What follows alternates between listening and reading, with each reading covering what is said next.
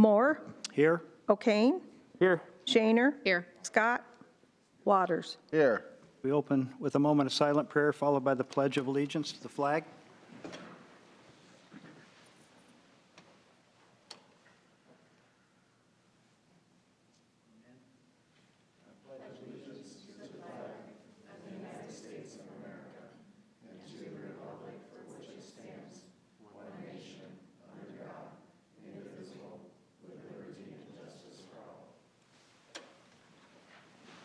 Okay, Mrs. Rexner. I'm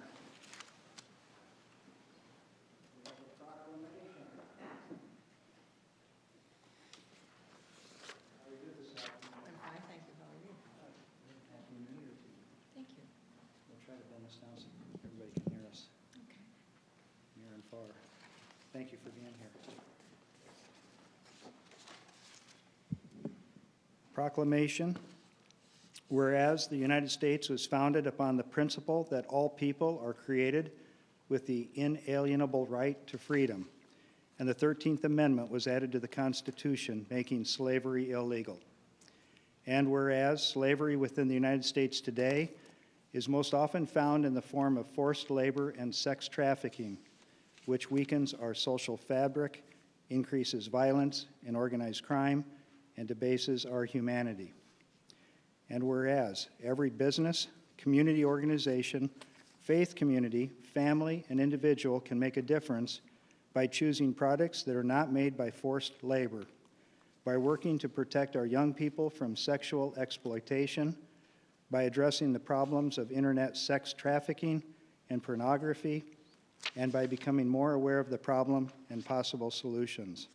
Now, therefore, I, Dan A. Moore, Mayor Pro Tem of the City of Sioux City, Iowa, on behalf of the Mayor and City Council, do hereby acknowledge January as Slavery and Human Trafficking Prevention Month and encourage our citizens to become more familiar with the problem and to work towards solutions.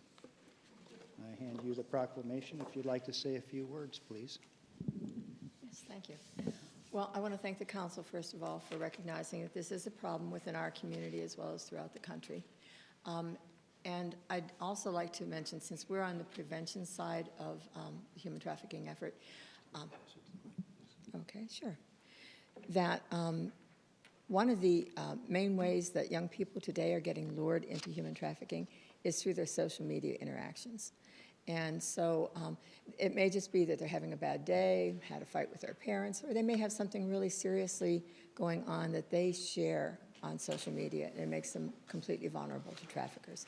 So I would encourage all of us who have young people in our lives to be aware of this and to give them the support that they need, let them know that we're there for them.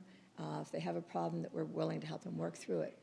I also would like to thank the various social service agencies and mental health groups in Sioux City. They're doing a wonderful job in helping kids in crisis, helping families in crisis, helping alleviate drug abuse, helping families in poverty. All of these are vulnerabilities to human trafficking also. And they're also working with human trafficking victims, and hopefully many of those people will become human trafficking survivors. Thank you. I have a brochure that I'd be happy to read for you. Sure. I'll start with Mike on the end. And thank you. Thank you.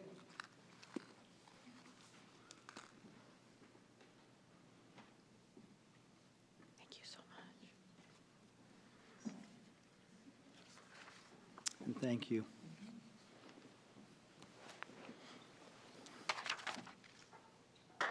Okay.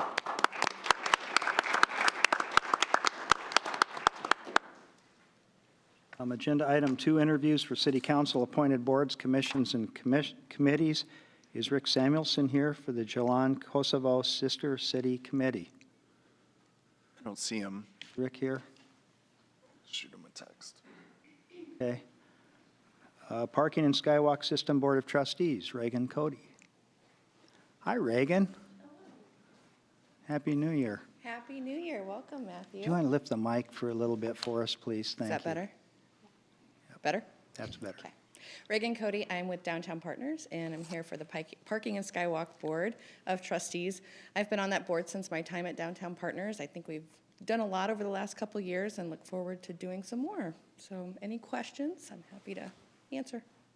Any questions for Reagan? No questions, just You wear a comments. lot of hats. Yeah. I was gonna appreciate Parking it. and Skywalk, that's a that's a Appreciate your good one. service. Yep, I think Willingness. that too. All right. Thank you, Reagan. We'll go to the consent agenda. Items 3 through 8C constituted consent agenda. Items pass unanimously unless a separate roll call vote is requested by a council member. Any person wishing to speak on an agenda item may come to the podium at the time the item is being discussed. Any person wishing to speak on an item not on the agenda may do so at the end of the regular meeting during citizen concerns. Fill out a citizen concern card found outside the chamber's entrance and give it to the assistant city manager on my far left, your far right. All speakers shall state their name and address for the record, then provide their statement. And we would ask that we limit the comments and remarks to 3 minutes, please. I will move the consent agenda. Second. Agenda item 3, resolution adopting the fourth quarter supplement to the municipal code. And by the way, Matthew, if you have any comments or questions on the consent agenda, just jump right in, okay? Because I read through these fairly quickly. Agenda item 4, resolution adopting plans and specs for the annual manhole rehabilitation project. Agenda item 5, actions relating to agreements and contracts. 5A, resolution approving renewal option number 1 with quality striping for the airfield painting and water blasting project. 5B, resolution approving a consulting services agreement with McClure Engineering for the 6th Street Sanitary Sewer Replacement Project. 5C, resolution approving a consulting services agreement with DGR Engineering for the South Bridge Drainage Ditch Project. 5D, resolution approving a contract to Granite Inliner for the Outer Drive Bridge Sanitary Sewer Lining Project. Agenda item 6, actions relating to personnel. 6A, resolution amending the position classification manual by approving an updated job description for the automotive equipment operator 3 position. 6B, resolution amending the payroll complement and position classification manual by adding a utility equipment operator position in the Utilities Department. And if I may, just for a second, that resolution has changed slightly from what was published as part of the agenda.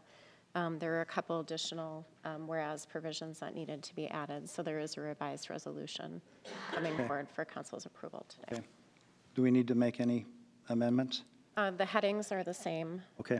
I don't believe anything has changed with that. Okay. Thank you. That was on 6B, correct? Correct. Agenda item 7, actions authorizing payments. 7A, resolution authorizing payment to Specialty Tree Service for the tree clearing project. 7B, resolution authorizing the finance director to issue a check to Mills, Shellhammer, Pitts, and Associates for wastewater treatment plant pollution liability insurance.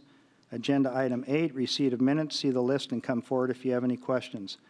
This is the end of the consent agenda. Would anyone like to speak on any item of the consent agenda?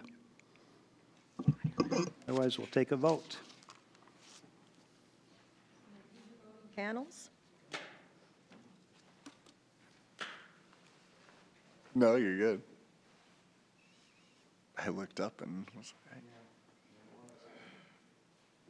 Consent agenda is approved 4-0 with Mayor Scott absent. Each of the following items will require a separate vote. Agenda item 9, this is appointments to boards, commissions, and committees. Agenda item 9, motion of reappointing Angela Drent to the Active Transportation Advisory Committee. I'll move that. second.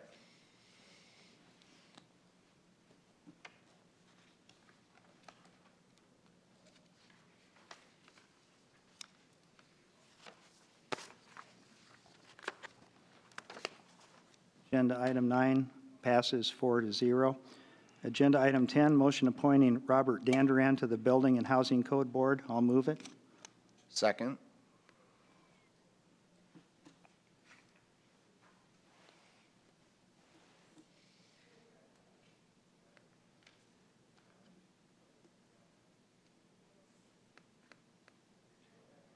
Motion is approved, 4-0.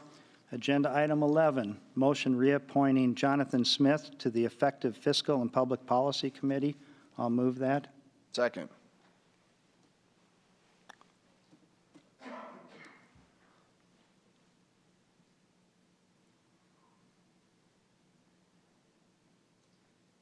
Motion is approved, 4-0. Agenda item 12, motion appointing Julie Enixon to the Events, Facilities, and Tourism Advisory Board. I'll move it. Second.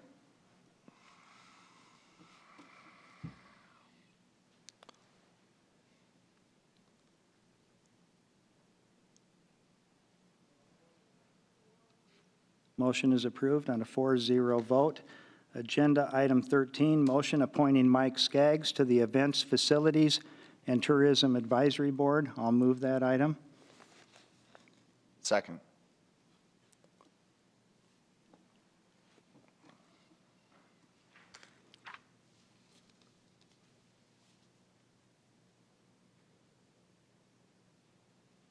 Agenda item 13 is approved on a 4-0 vote. Agenda item 14, I'm going to make a motion to correct a clerical error and amend the item to read, motion appointing Tim Seaman to the Parks and Recreation Advisory Board for a 3-year term expiring December 31, 2024, replacing Raymond Thomas. Is there a second to that amendment? Second. Thank And you. I will call the vote on the amendment. Moore, Aye. O'Kane, Aye. Shaner, Aye. Waters. Aye. Passes 4-0. And was that just a That was just, clerical thing, or what was that? was a clerical error where It was just a clerical Correct. error. Oh, okay, okay. We got ahead of ourselves. yeah, incorrect. Stacy will be on the agenda of the 24th with the museum appointees. Gotcha. So I'll move the item as amended. Is there a second? Second. Thank you.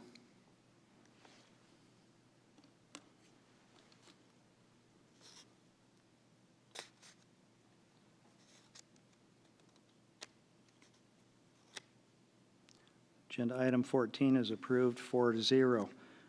Agenda item 15, motion reappointing Sarah Wiedenfeld to the Parks and Recreation Advisory Board. I'll move that. Second.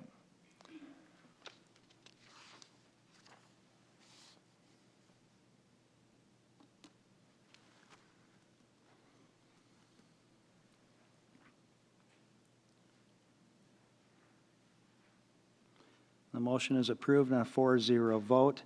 Agenda item 16, motion reappointing Cheryl Prather to the Seniors Advisory Committee. I'll move that. Second.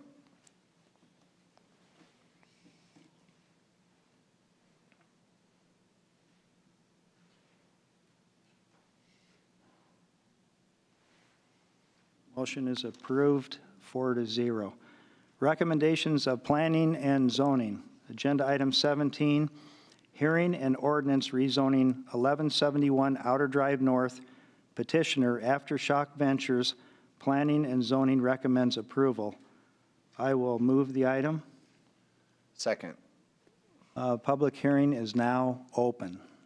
Jason Gary for Planning and Zoning. This item came before us. The entire piece of land is owned by Aftershock Ventures, but only a portion of it was rezoned many years ago when that building was first built. This is to rezone to the same zoning that the current building has, a little further north on that same parcel. And so we wanted to go ahead and match it up as requested to the zoner. We had some discussion about it, and we went ahead and approved, even though the developer at this point in time has not stated he has any plans to develop the property. Jason, can you talk to us a little bit about the discussion? I see it was a split vote. Maybe Yeah. some of the concerns. I know there was a citizen concern as well in there. Yeah, there was one citizen concern that was emailed into us from somebody who doesn't live necessarily in the area. I know that generally speaking, especially when we had the development of the housing that is directly, I think, to the west, there was also discussion about a change in the neighborhood and there being nature around that. Inside the meeting, it really had more to do with one member who was focusing on whether or not we should do a site plan for the site to the north. The reason that was stated was primarily concern. She lives in the area, and there was concern around North High and the peak activity for vehicles right in that area, especially after school. And so the thought process that she laid out was potentially having a site plan requirement for anything that's built to the north of Aftershock Ventures. The reason I don't think that that went very far with the other members is that in the 2015 code change, we tried to get away from making all these commercial developments having site plans attached to them. Pre our current code, we did site plans with a lot of commercial developments where we went through and every detail had to be hashed out in a site plan. This code is more designed that, hey, if you fit our parameters, you don't automatically have to have a site plan. That site plans are really much more limited and should be in situations that are much more complicated and maybe need more finessing than the code allows.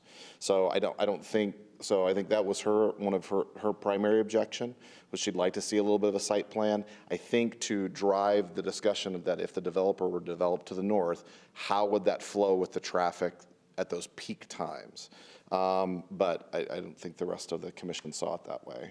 I think the feeling was that if the developer does develop to the north, as long as he meets the general requirements, why should he have to go through a heightened review in order to justify development? And also, it's not commercial development, so we're doing it to an NC5 zone, which doesn't allow for large retail or anything of that nature. So Does it allow for some kind of limited mixed use, or? it does allow for some limited mixed use, but it also, of course, has that, it's got a separate road to it, and I guess I looked at it more as its peak time activity around North High, and Where's that's this- not going to change. Is the second road on Cheyenne? So you've got the road going on, Jeff, will you- so if you, I'm going to have them pull up the map. Okay. If you look at when the developer developed that site, yeah, if you pull it up, you'll see that they've got you take a left into that, and then you go on a separate road down to their development, or you go north to, if you want to go to the water So tower. they've got that little frontage kind of their own there. Yeah, exactly. And then, so their traffic kind of gets off of Cheyenne and goes into. Which it really needs to, Yeah. because that was smart thinking, Yeah. Dan. It really needs to. It's so congested up there. Yeah, and so and I'll let the developer speak to that, but he doesn't know he's going to. He stated at the Planning and Zoning Commission meeting he didn't know what he was going to develop, but anything that's going to go in there will still have to be on that road. There's really not. I don't see how you develop something that's going to need that we're going to authorize some sort of a curb cut off of Cheyenne. It's going to come off of that same road that goes north to the water tower and goes south. So anyways, yeah, we just wanted to. Yeah, so we didn't feel like, that's why the site plan discussion, I don't think carried the rest of the board. The other member, I'm honestly not sure why he voted against it, so I don't know. But the other member did want to talk about site plan for that I'd area. love to see the development, that's for sure. Dan, were you planning on coming up at all? Well, I was going to get the staff, let's get the staff. Oh, I'm sorry, go ahead. Let's get the staff report first, because I would like to see the map spell out which one was the NC5 and what we're changing the NC2 to NC5. Jeff Hansen, Community Development Operations Manager. The map that's currently on the screen shows the current zoning districts. The parcel there is highlighted in that turquoise color. As you can see, it's currently split zone. The orangish burnt orange color on the south, with the existing daycare preschool facility is zone NC5. That bluish purple area is the water tower, which is a PI, which is a public institutional, which is a government facility. And it's this portion here that lies immediately south of the water tower and immediately north of this existing developed site here at the northwest corner of this intersection. So it's just this area in question. It is not this piece, which is also owned by the petitioner. He is not requesting any rezoning on that piece at this time. What is that zone now? NC2, which is the same as this down here. What's If you look at it, the actual parcel is all right here, which is being requested. Again, the south portion is already zoned NC5. It's this portion that lies in between here and the water tower. the NC5 goes a little bit further north than I thought it would in this drawing. This here is already zoned NC5. This is already developable area. This is just the petitioner's property here. So this area to the west is already zoned NC5. And it looks like almost more than half is already NC5 versus NC2. Is that what you're saying, Dan? Is that it goes farther On- north than you thought? On Dan's, or on the petitioner's parcel? Yeah. Correct. Yep. Where's the closest single-family residential? Closest would be probably up on Fremar, which comes off Outer Drive. The majority of all these units here are single-family attached. We have 2-unit townhomes and 3-unit single-family attached structures. And then mixed in here, you have, I think, maybe 1 or 2 standalone single-family down here on the corner. But the majority of this cul-de-sac is all single-family attached condos and townhomes. And all of that was developed after this was NC5. NC5 and Yeah. built out. That's really been just the last 5 years. Yeah. So, I mean, he built in like 07, 08, the current daycare, and it's been like that for, since then. And then Fremar developed, just in the last few years for residential. What's your opinion of the intersection of Cheyenne and Outer Drive, and whether that was underbuilt, or is that a problem the way it's designed for traffic? I would have Okay. Dave Carney speak on that, but as far as the engineering design of that intersection, this site will not have an access off of Outer Drive. Outer Drive is a limited access road, or access-controlled road, and so if there were any new requests to come in for development off Outer Drive, it would be denied. But I would have Dave speak on the actual design of the intersection. Honestly, I can't say anything. It was designed before I came here in 2003, so, I mean, I'm sure there was a traffic counts projections that were used that, with a growth factor on there.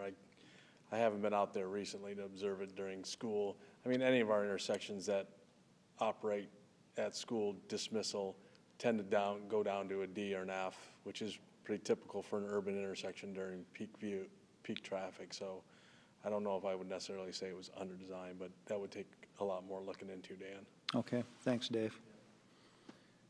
Any other questions for staff or planning and zoning? Do we have plans to complete a traffic study in the area? Because there's already been citizen concerns about arrival and dismissal during school and traffic specifically on Outer Belt Drive. Just seeing where this driveway is right next to the North High Drive, it seems like we're just adding to the problem at that point.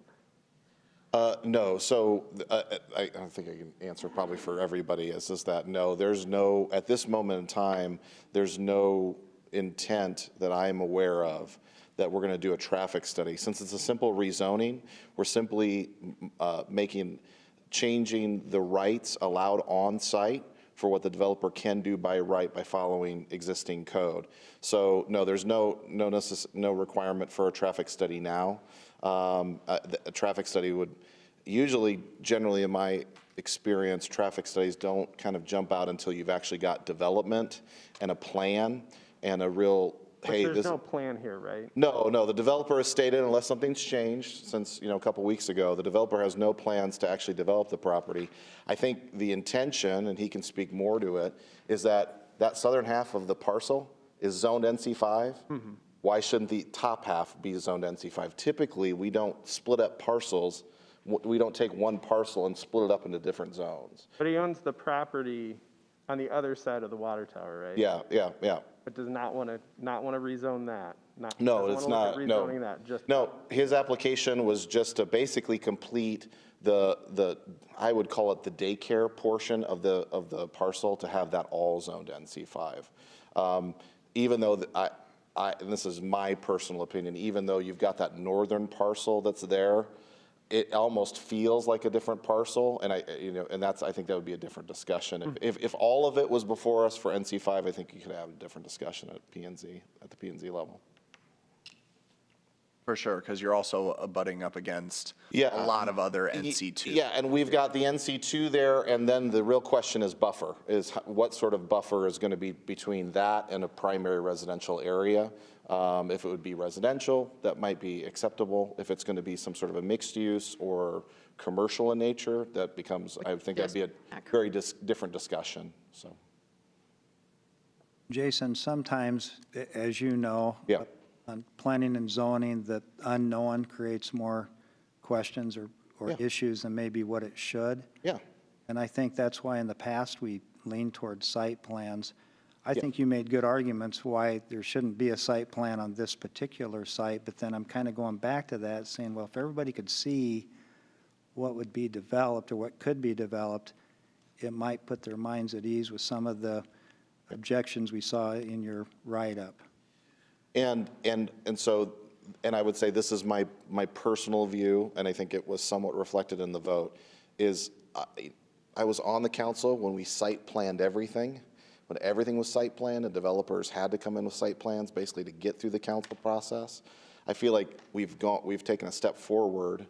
And so if we're going to do a site plan requirement on something that isn't even developed or has no plan to develop at this point in time, why shouldn't we site plan the next project? And so site plans start becoming, in my opinion, a way to solve complaints on an ongoing basis rather than relying on the code and having a good code that's really structured well and that provides a lot of natural protection that eases people's minds on the front end. That's my opinion, since I lived through site plan after site plan for every development.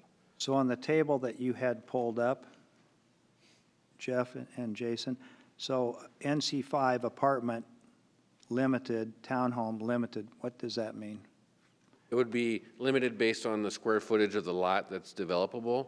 So the number of units that could be put in there, the setbacks have to be met for either multifamily or the single family.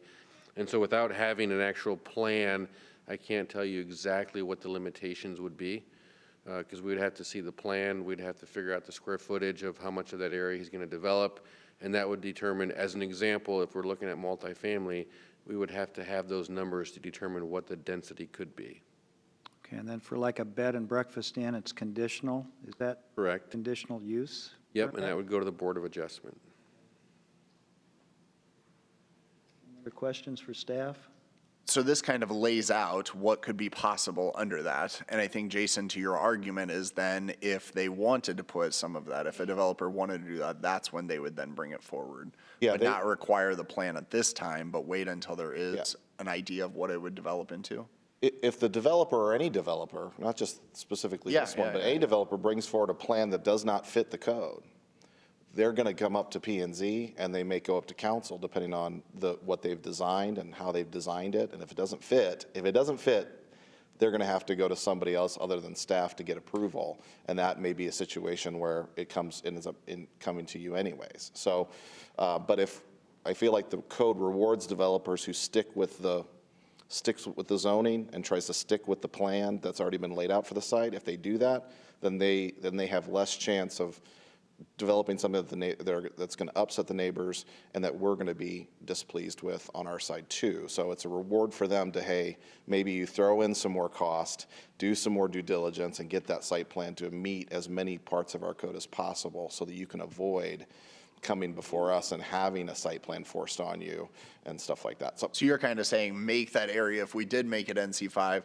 and just make it contiguous with the other section right there. Yeah. As long as they followed the code of what was able. So say he wanted to build an apartment complex, he would be limited by the number of units and the number of space because of how small that area is. Yeah, exactly. And if he wanted to do something more than that, well, then he's not going to be able to get approval at the staff level, which most everybody I think who comes to the staff really does want it approved right there. So they've got some good incentive to make sure it fits what our code says it should. Would that be clearly spelled out for council then, if that item would come from any developer to the council, that it's not meeting the requirements of the current zoning? So the current municipal code would require the site plan to go through design review committee administratively at the staff level. If they're not able to meet all those regulations of the zoning ordinance at that time, they go to the Planning and Zoning Commission and ask for a waiver. And the way the code is set up is the Planning and Zoning Commission is the final say on site plans unless it's appealed to the city council. And so either the applicant or adjacent property owner or someone opposed to the site plan could appeal that, and then it would be brought for you for review and approval. The last time we had something similar to this, not completely exactly the same, but similar, was when we had the metal housing discussion, just like a month or so ago. That's where everybody wasn't satisfied, and it ended up here, because at the P and Z level, we could not find a common ground everybody could live with, In that case, the applicant appealed to the council. because they weren't satisfied with our decision. I appreciate some of the principles because, Councilmember O'Kane, this is your first meeting, and it's quite an item to have before us. And I just want to make sure we're answering maybe all the questions that you might have. I'm just trying to anticipate some of that. So thank you for the explanations of the limited and conditional as well. Okay, we'll hear from the applicant, please. Happy New Year to you. Must have been something I said. Happy New Year. Happy New Year to you as well. Dan Heisroth, Managing Member of Aftershock Ventures, 156 Gall Drive in Sergeant Bluff, Iowa. Thanks for considering our request. I'll go on a little bit of a dialogue and maybe explain some of the questions that have come up. So back in, and I think it was 2003 or 4 or 5, somewhere there when we purchased this property, we then had a request to rezone it for the daycare center. We tried to figure out through staff how it ended up split, how it currently is between the NC5 and NC2, and we didn't find really any records on that. From what I recall, when we were working on developing the ground, there was some concern with the neighbors to the north further about having a buffer zone. And I thought the resolution was we were splitting the property. The northern piece was supposed to stay NC2, and that southern piece would all become NC5, which to me makes sense. It wasn't until probably a couple months ago we were checking on options of what we could do there and discovered that according to the new zoning maps, that parcel to the south was split, which I thought was kind of odd as well. In order to correct that and also make sure we have kind of contiguous use in that whole area, to me it made sense to get it changed to NC5. And that's why the petition's here today. What are we considering doing with it? We've looked at several options. You know, we do develop. I mean, that's what we like to do.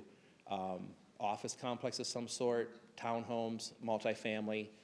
We're bouncing around all those different ideas of what maybe could fit in that area would make sense. Regarding traffic, my wife runs that center. She's been there for the past 3 years every day. I'm there probably 2 or 3 days a week as well, doing different things.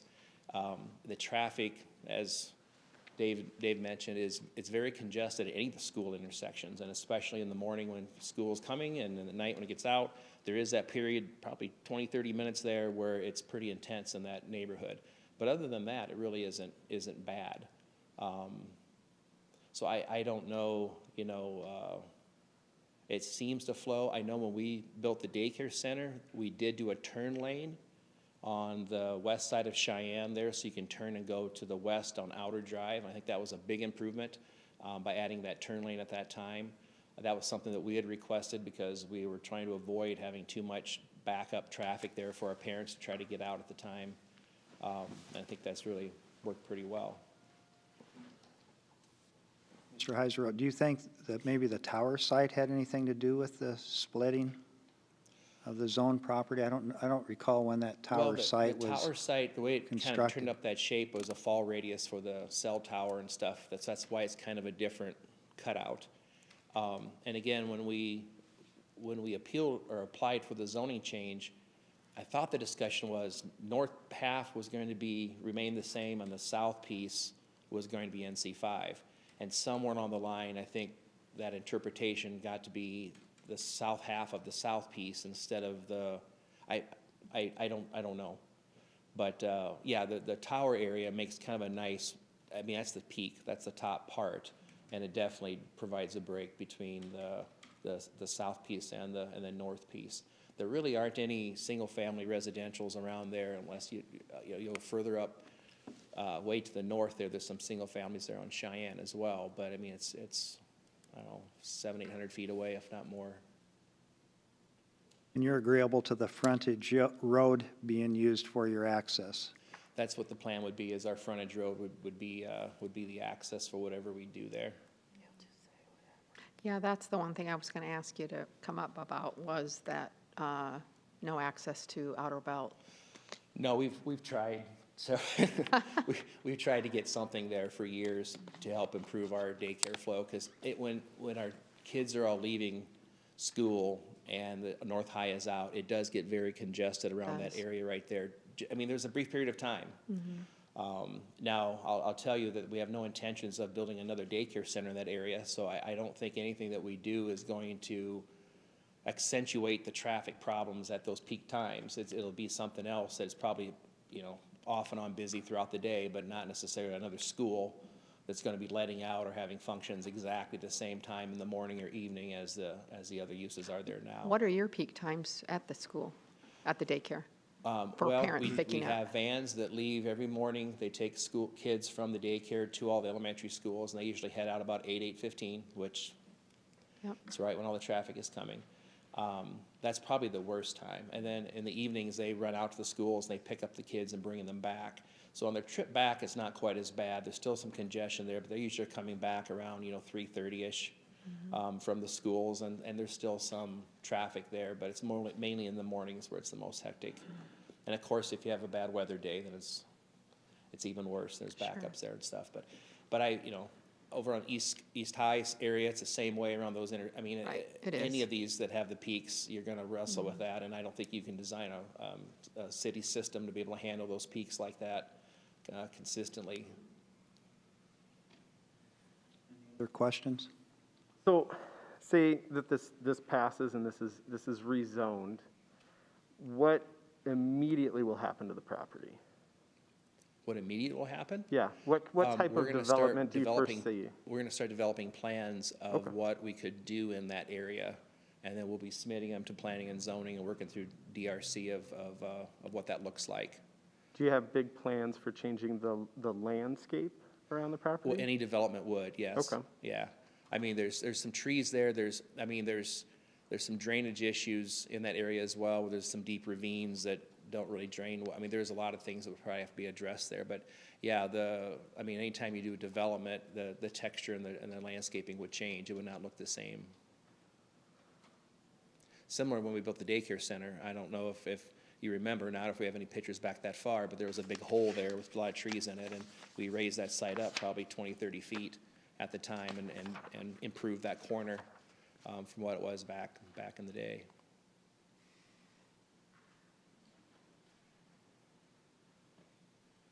Questions for Mr. Heiserot? I think Jeff's going to bring up a street view maybe here. Overgrown.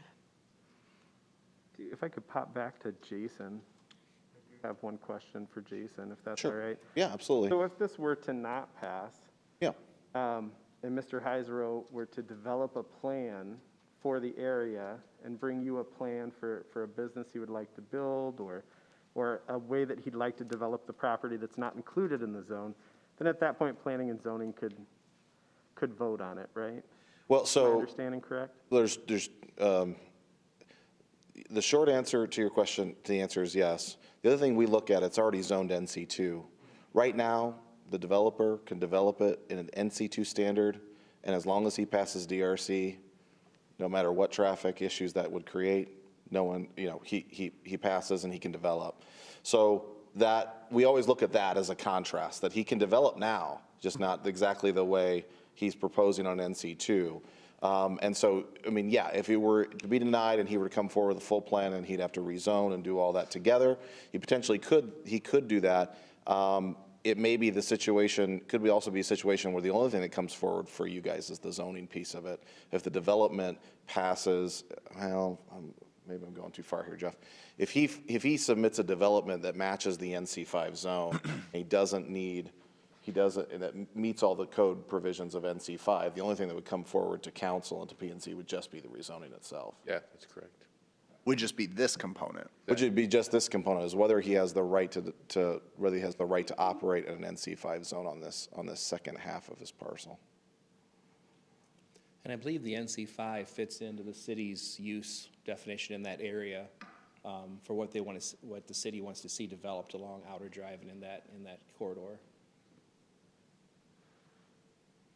Jeff, I don't know if this actually goes to the merits of the project that Mr. Heiserode has, but I know over the years you kept, and planning and zoning has always kept complete records of every action you've taken over the years. You've turned everything up to try to find why that was divided at the time and just can't find any record of it, huh? Not find anything why just that southern portion was rezoned at that time for the daycare. But no discussion in the minutes or anything about why that other parcel was not?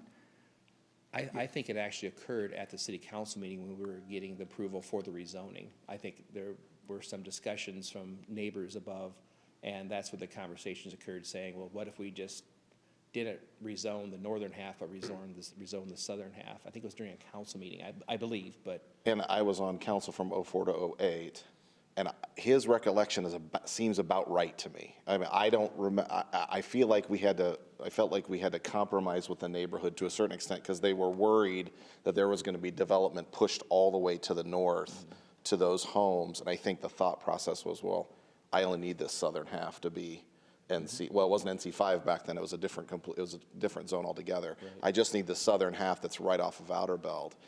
But also at that time, Fremar hadn't developed. None of those other things had developed. I was going to say, you didn't have the NC5 and the other locations completely adjacent to it. Yeah, exactly. So now I feel like this area is actually bumped out and developed. This is my own personal opinion. It's bumped out and developed far more. There's far more development around there. And I get that northern half that's right next to residential. That would be a big question mark. But I drive this at least once a week.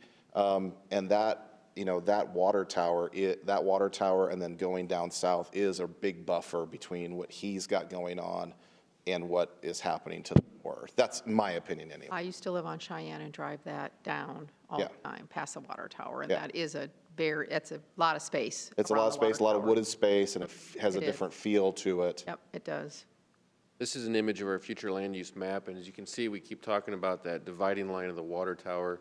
And that's roughly where the dividing line is at for where we've identified for a mixed-use development, the multifamily mixed use. And then to the north in this other yellowish gold color is all single-family residential as called out in our future land use map. And so his request would be consistent with what we have in our future land use map, staying south of the water tower. Just to clarify, you don't anticipate developing something that would make the traffic load more burdensome around arrival and dismissal, right? No, it'd be, whatever we develop would be more uniform throughout the day. It would not be where it has a peak between 8 and 8:30 and 3:34. If it's an office complex or apartments or townhomes or whatever we end up putting in there, it's going to be more sporadic throughout the day.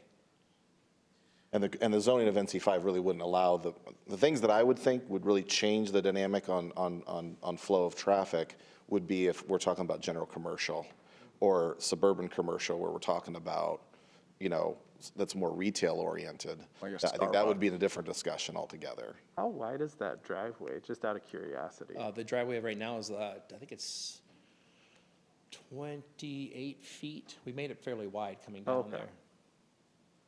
It's full size. We're going for a ride here. Oh, yeah, okay. It's like a regular street. Yeah, that's it a lot is. bigger than it looks on the map.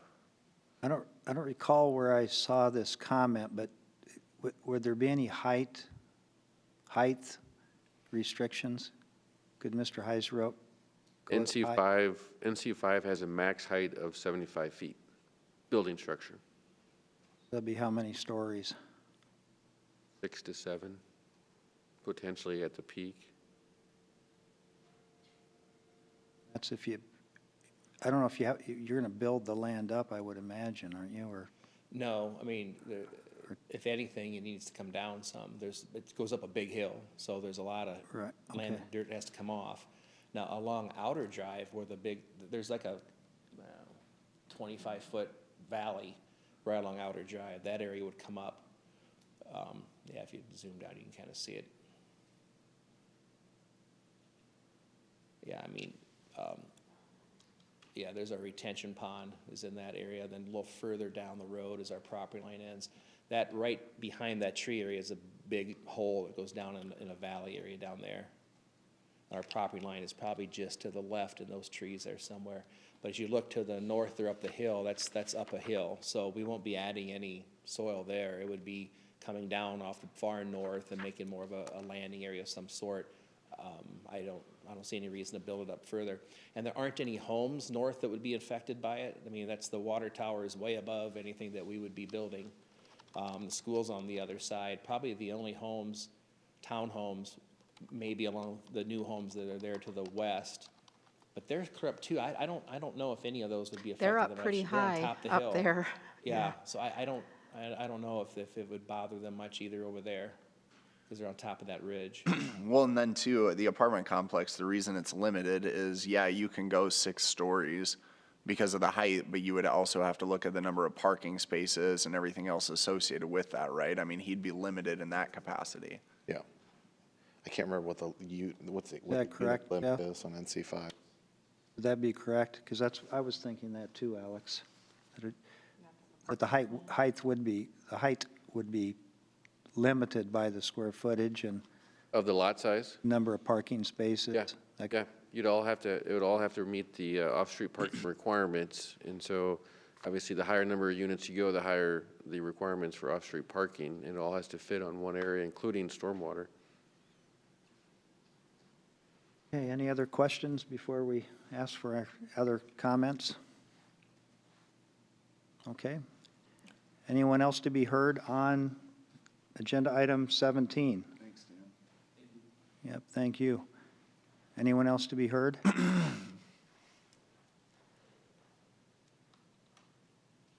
Okay, there being no others that want to be heard on it, I will, the hearing is now closed. And we'll vote on, this will be our first reading, isn't that correct? Okay, so we'll take a vote on the first reading.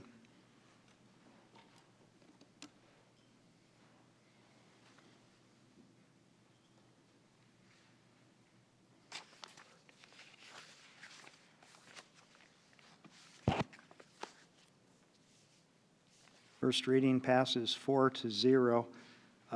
I would like to wait until next week to do the second and third readings when the mayor will be back. And hopefully all of us will be here. Sounds good. Typically, thank you, Jeff, and thank you. Yeah. You're here for that. I got one more, yeah. Right. Matthew, I wanted to say typically the mayor would ask if anyone's opposed to waiving the rules for the second and third readings the same day. And sometimes we'll delay it the next week or the week after so that we could make sure we have all the public input that we need. And so, and then if somebody's absent, my preference would be to wait till hopefully we're all together, just to give you some background on that. Okay, ready to go on to agenda item 18, hearing an ordinance amending chapter 25.02 and 25.03 to allow apartments in general and urban residential zoning districts and to change the area and width requirements for townhomes. Planning and Zoning Commission recommends approval. I will move that item. Second. Public hearing is now open. These, if we get too deep into the details of the changes, I'll have staff come back up. But essentially, just as is typical, a couple times a year, the staff come forward with recommendations for code changes based on what they're seeing on the ground, as far as developers actually showing up and where the code and the development sometimes don't match up. That's essentially what we saw here. We did have some questions about side yard setbacks and things of that nature, but we ultimately it passed unanimously to come forward as a recommendation for you to consider and approve. Okay, thank you. Any questions for staff? Is there anyone to be heard on agenda item 18? There being no one, the hearing is now closed.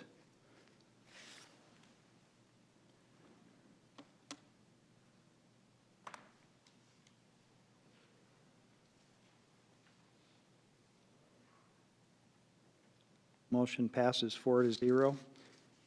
Any objections to waiving the statutory rule? I'll move that we waive the statutory rule. Second. Moore, Aye. O'Kane. Aye. Shaner. Aye. Waters. Aye. I'll move the second and third reading. Second. Alex?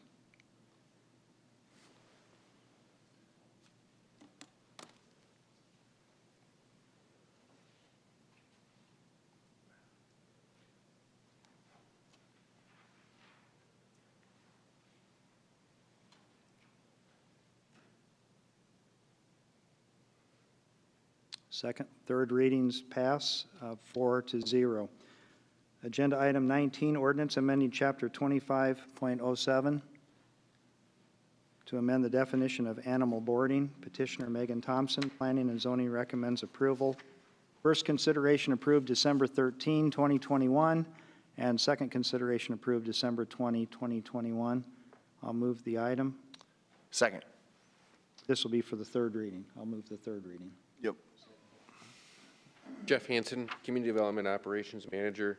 Following the approval of the second reading, city staff did meet with petitioner, and we also met with Preston Moore, who is the Iowa State Director of the Humane Society of the United States, who was also at that meeting during the second reading of this item. And we discussed a few items with both of them. What we did find out from Preston is that this type of business would be regulated by the Iowa Department of Agriculture, and there is actually an existing state code that the business owner would have to abide by for the regulations and the rules and enforcement of this type of business when it comes with animals and housing of animals. According to Preston, that current code would limit the number of animals per room to 12. And then anything above and beyond that would have to be in a separate room. And so I know the applicant is looking at different designs of that space where she could maximize. In our discussions with her, and I can have her answer as well, is that her thought is if she was able to divide the space into two areas, again, she would have to meet all the ventilation requirements as required by the Iowa Department of Agriculture to keep the animals. So at the most, she would have, by that state code, 24 if she had two separate rooms in her place of business. Also within that code, there's requirements for the cleanliness, the odor, the lighting, the temperature, the noises, everything that was brought up from concerns from the Downtown Partners Survey. And so we have not made any changes to this ordinance because we feel that she's already under the enforcement of the Iowa Department of Agriculture to meet those requirements. And so we feel like the zoning ordinance text amendment would not apply or would just add additional layers into what would be required for her to run this business. And so we've met with the applicant, and I know she's looking at having to change her plans now based on limiting the number of animals because of that state code. And so the ordinance that you have in front of you today is the same as the first reading and the second reading, and is the same ordinance that's been requested by the petitioner. Thanks, Jeff. Any questions? No, I would just, I missed the second reading, and so I'm glad to see that it's back, and I think it's a good thing to know that it falls under the Department of Ag, and they're going to regulate that at least, and you can look at working with that, whether it's one or two rooms. I'm in supportive of this. I've said that in the first go-around, that I've seen it work well in other communities. I think, we need to have diverse businesses in our downtown, so I wish you well. I would say that with this vote, I am under the expectation, because you did say this in the first meeting, so I just want to make sure, we as a city support Animal Rescue and Adoption Center, and so that is a city entity, and so I really would ask and encourage you to work with them and make sure, because that is our entity and we need to make sure it's in its best interest. I think sometimes the Humane Society and Noah's Hope have incredible missions and do great work, which I know you're familiar with and agree with me on that. But sometimes they're the ones that get the headlines or they have the biggest followings. And so sometimes when you have animal rescue and you have a ton of animals down there and you talk to your friend and say, I really would like to adopt a cat or a dog, where should you go? Well, the first place you think of isn't always the Adoption and Rescue Center. And so I think approving this, or at least my vote approving this, is hoping that we can alleviate some of the pressure that that facility is having as well. So, And thank you. I believe that you did expand talks to include with them as well, with the rescue center. Is that correct? And I can have the applicant answer that as well. That's another thing we found out from Preston with the state code under the Iowa Department of Agriculture is there are some regulations on the animals that are brought in all have to be from one facility, I believe. And so you can't mix and match from different facilities because of the potential for disease. And so that's another layer of this 20-page code as it relates to where the animals can come from. So I guess I'll have Megan. I have one follow-up to that. Is that on a per-room basis? So we were talking about developing 2 rooms, 2 separate HVACs. So could that be 2 entities that they come from, or? Yes, basically, well, so Please state your name and Oh, address, yes. please, for the record. I'm Megan Thank you. Thompson, and the address will be 520 Nebraska Street. With having the 2 separate rooms, we, like he said, have to follow like the ventilation rules, and I don't know if we're gonna have to have 2 separate HVACs, but yes, they have to be like one room would be like the animal adoption rescue room, and then the other one would be like Noah's Hope or Siouxland Humane Society, or it would be another room for the Siouxland Adoption Rescue. So it can't be like 2 cats in this room would be Siouxland Humane Society, and then the other cats would be from a different one. That makes sense. And is it your intentions then to have one of those rooms be the adoption center and one of them be Yes. a different entity? Yes. Okay. Thank you And for that clarification. can that entity change? Can you have it perhaps rotating that 1 month is Noah's Hope, 1 month is the Humane Society? You know, are you allowed to do that, do you know? Because that seems like that would be, you know, a possibility. I think that would be possible as long as we do like a deep cleaning and we make sure that, you know, all of the possible like diseases Particles or anything, Yep. yeah. are out of there. Well, this is kind of brings some clarity, you know, both to council and to yourself to run a business. It's good to know these things. You know, did you know you were going to be governed under the Department of Ag? Yes, I know Oh, I had okay. to follow certain rules, but Right. now they're clearly stated for Yep, me. So Yep, so this is good. This brings some clarity to us, and I support it as well. I think these diverse businesses downtown, you know, add some fun. However, I did have concerns about how many cats are we going to have there? I missed the first session, so I had some catching up to do on the second. So this does add some clarity to me as well. So, and I appreciate you know, your patience with us so that we can do our due diligence. Because it doesn't just affect your cat cafe, it would affect all mixed-use buildings downtown if someone would want to put some other kind of an animal-based business downtown. So we're thinking of you, but we're also thinking of other building and business owners who are downstairs property owners who are downtown, I'm sorry. So it's a few layers. of course, yeah. All right, great, thank you. Thank you, Jason. Yep. Anyone else to be heard, or do you have anything further you'd like to state? Okay. Is there anyone else to be heard? Thank you. Thank you. Thanks, Megan.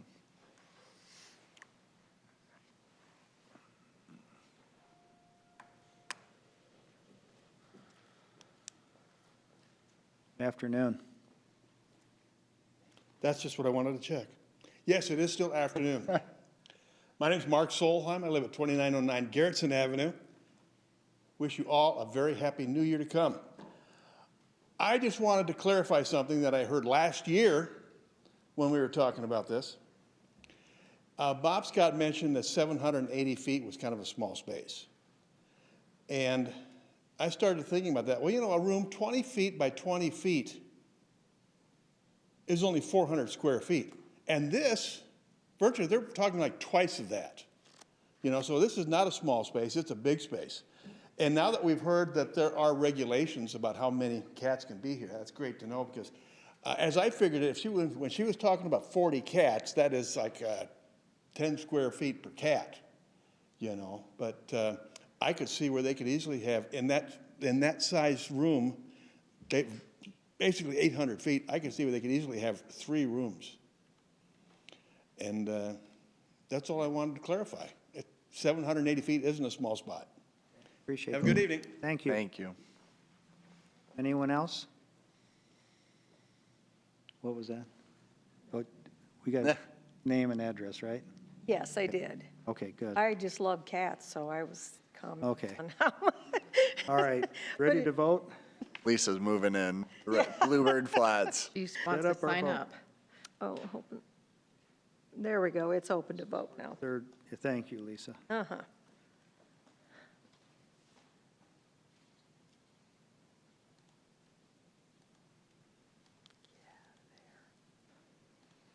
The third reading passes 4-0. Agenda item 20, these are hearings that we have. Hearing and resolution approving plans and specs for the Fire and Rescue Training Tower project. I'll move that item. Second. Sorry. Public hearing is now open. Thanks for your patience. All of them today. Richard Anderson, Captain, Training Officer, Sioux City Fire. The needs for the new training towers, currently we have none. No training tower at this time. We do have a regional tower. It's on the southwest corner of the current air base. Its location does not allow for rapid response to calls. Station 8, which is on West 19th, and Station 7, which is on Floyd Boulevard at Outer. It's roughly 20 miles for them to drive to use that current training facility. If we had a major structure fire on the north side of town, our rigs would be totally out of position to use that facility. With that being said, we do use that facility occasionally. We send 1 or 2 rigs at a time, but it's just not conducive for the way that we need to conduct training. At our current facility at 1701 Terminal, we are the old recycling warehouse center out there. We did have some Connex boxes that were erected by my predecessor with no structural engineering or design, bolted together, and basically were unsafe for us to use. All we did was throw ladders against them, and in the last 3 years, they've been brought down to eliminate the safety issue. We do have a current burn cell out there, but it's an 8-foot wide by 20-foot trailer, and just trading, going in, making a left, put the fire out, go in, make a right, put the fire out, that's not realistic. So we need something that is more realistic to what we need and what we see when we do firefighting. And it's just not firefighting, it's structural collapse, rescue, EMS, high-angle rescue. There's all sorts of things we will be able to do with this particular tower. So Your plans are to have that completed hopefully by October? I'm hoping by the end of the year. October 1? Yeah, that would be awesome if I can get it by October 1, so. Thanks for your presentation. Good luck. Any questions? Okay, is there anyone else to be heard on agenda item 20? Being no one, we will close the hearing. Thank you.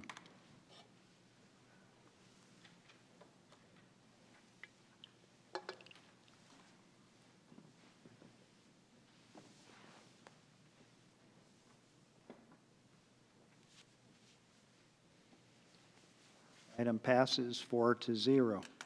Agenda item 21, hearing and resolution approving plans and specs for the South Royce Street, Myers Avenue Storm Sewer Repairs Project. I'll move that item. Second. Public hearing is now open. Is there anyone to be heard? The hearing is now closed.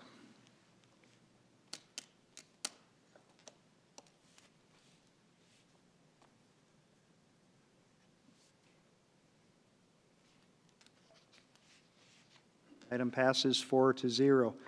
Presentation, agenda item 22, Gordon Drive Highway 75 interchange.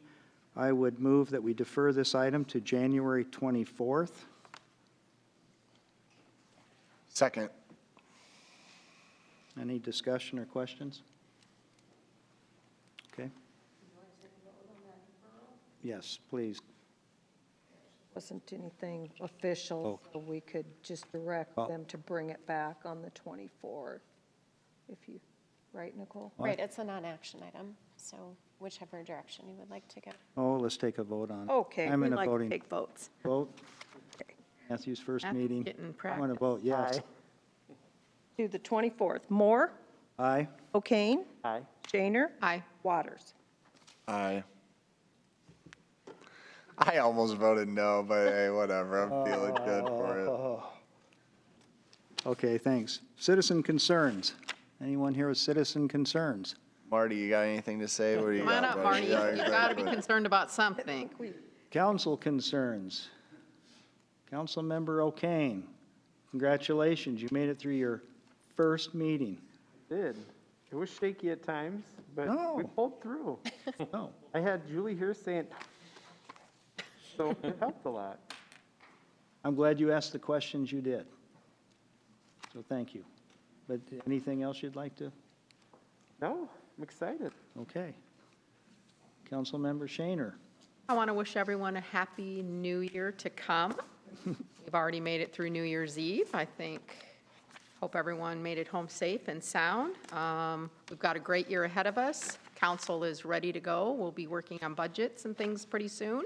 Looking forward to that. Wear a mask if you're not feeling well.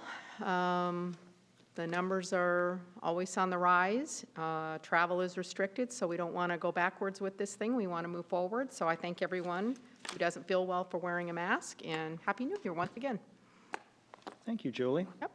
Mr. Waters. You know, I don't feel like I have a lot of things going on. I would just say that there has been a lot going on in our community, whether it's different events. Yeah, exactly. You would think I'm not feeling well. No, whether it was events downtown or the Orpheum and Tyson, we've had a lot of great events and a lot of people supporting small businesses. It was unfortunate to learn last night on the news that another store in the mall that I know is frequented, at least by my fiance, is going to be closing down, and so we're losing another store. So we need to continue to support as many small businesses as we possibly can and look for ways to energize and kind of reinvigorate, whether it's our downtown or our malls, make sure we're supporting those rather than just shopping online.